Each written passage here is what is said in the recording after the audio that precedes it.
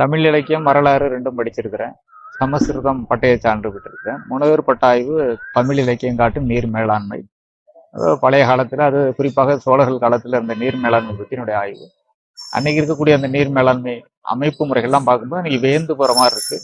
இந்த ஆய்வு என்பது இன்னைக்கும் பயன் தரக்கூடிய ஒன்றாக இருக்கிறது. நடைமுறைப்படுத்தணும் அப்படின்னா மக்களுக்கு மிகப்பெரிய பலன் அளிக்கக்கூடிய ஒன்று.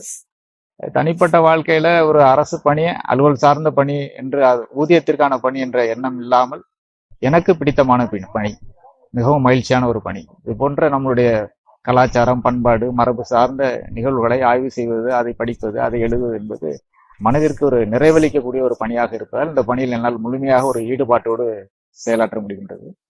எதிர்கால மாணவர்களுக்கு மிகப்பெரிய பயனளிக்கக்கூடிய ஒரு அறிவு கருவூலம் சரஸ்வதி நூலகம். இப்பவும் கூட மாணவர்கள் போட்டித் தேர்வுக்காக படிக்கிறவங்க இங்க கிட்டத்தட்ட ஒரு 20 பேர் அந்த தேர்வுகளில் தேர்ச்சி பெற்று பல்வேறு பணிகள்ல இருக்கிறாங்க.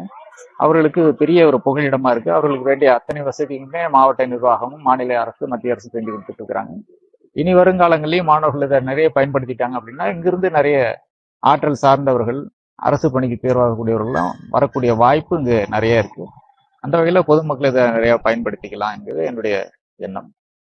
ஒரு புறம் சூடிகளை பாதுகாக்கிறதுக்கு நவீன கருவிகள் கொண்டு நிறைய பாதுகாப்பு முறைகள் செஞ்சால் கூட படிப்பதற்கான ஆட்கள்ங்கிறது ரொம்ப ரொம்ப குறைவு. அதை பயிற்சி கொடுக்குற ஒரு பணி அந்த நூலகத்தில் ஒரு 10 ஆண்டுகள் ஒரு 300க்கும் மேற்பட்டவர்களுக்கு பயிற்சி கொடுத்துருக்குறோம். இப்போ தனிப்பட்ட முறையில் நான் மாலை நேரங்களில் மாணவர்களுக்கு பயிற்சி கொடுக்குறேன். அப்படி பயிற்சி பெற்ற மாணவர்கள் சித்த மருத்துவ ஆய்வு நிறுவனம், தமிழ் இணைய பல்கலைக்கழகம், இந்து சமய அறநிலையத்துறை எல்லாமே சுவடிகளை திரட்டுறது, அதை பாதுகாக்கிறது, பட்டியலிடுறது, இந்த பணிகளை செஞ்சுக்கிட்டு இருக்கிறாங்க. அந்த வகையில் இந்த பயிற்சி பெறுவர்களுடைய எண்ணிக்கை இன்னும் கொஞ்சம் அதிகமாகணும். அதை தொடர்ச்சியாக செய்யறதுக்கு நூலகத்தில் அதற்குரிய ஏற்பாடுகளை மாநில அரசு செஞ்சிட்டு இருக்கிறாங்க. அடுத்த ஆண்டுகள்ல இருந்து வகுப்புகள் இங்கு தொடர்ந்து நடைபெறும்.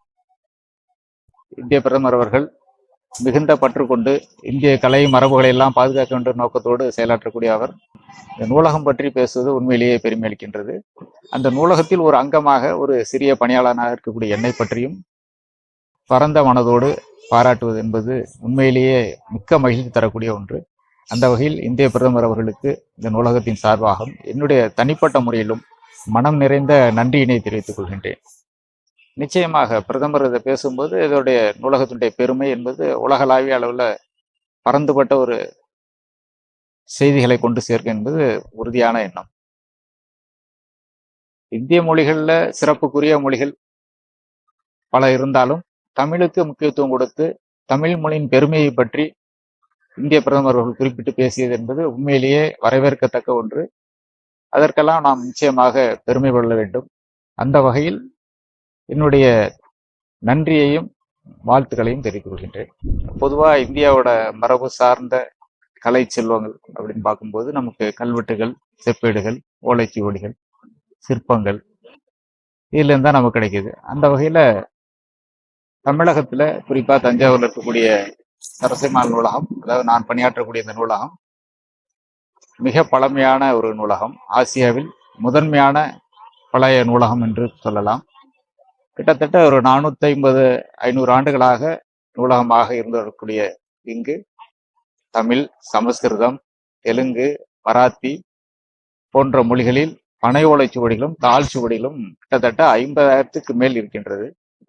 இந்த சுவடிகள் எல்லாமே நம்முடைய கலை, பண்பாடு, நாகரிகம், மருத்துவம், கணிதம், வானவியல், வாஸ்து போன்ற பல செய்திகளை உள்ளடக்கியதாக இருக்கின்றது. இது ஆய்வாளர்களுக்கு, இந்திய மக்களுக்கும் மிகவும் பயன் தரக்கூடிய ஒரு கருத்து கருவூலமாக திகழ்ந்து வருகின்றது.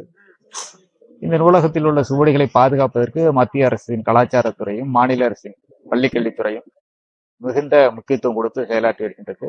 சிறப்பாக செயல்படக்கூடிய இந்த நூலகத்தில் இருக்கின்ற சுவடிகளை எல்லாம் பாதுகாப்பது மட்டுமல்லாமல் அவற்றை பிரதி செய்து அச்சு நூல்களாகவும் வெளிக்கொண்டு வந்திருக்கிறோம்.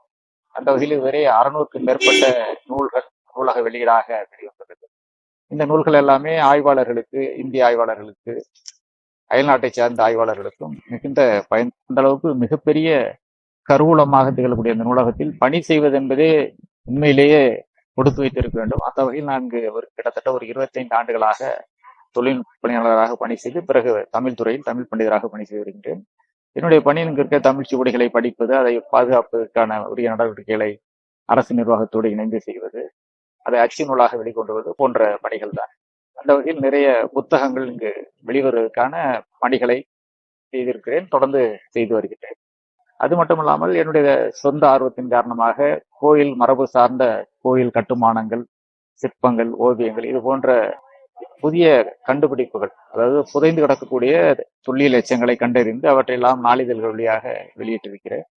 அது போன்ற நிறைய செய்திகள். அண்மையில் கூட திருக்கண்டீஸ்வரம் என்ற ஊரில் உள்ள கோயிலில்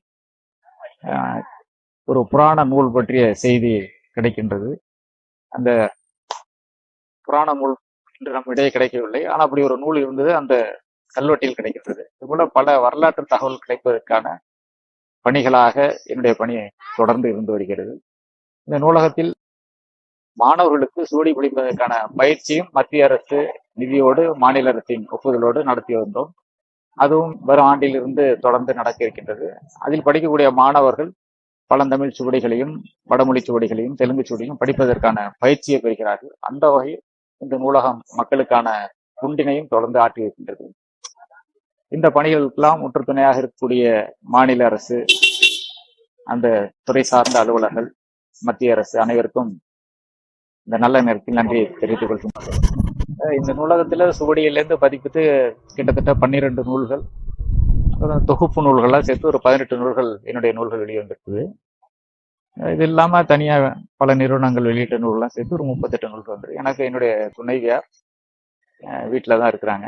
2 பெண் குழந்தைகள். மூத்தவர் பிடெக் முடிச்சுட்டு போட்டித் தேர்வுல படிச்சுட்டு இருக்காரு.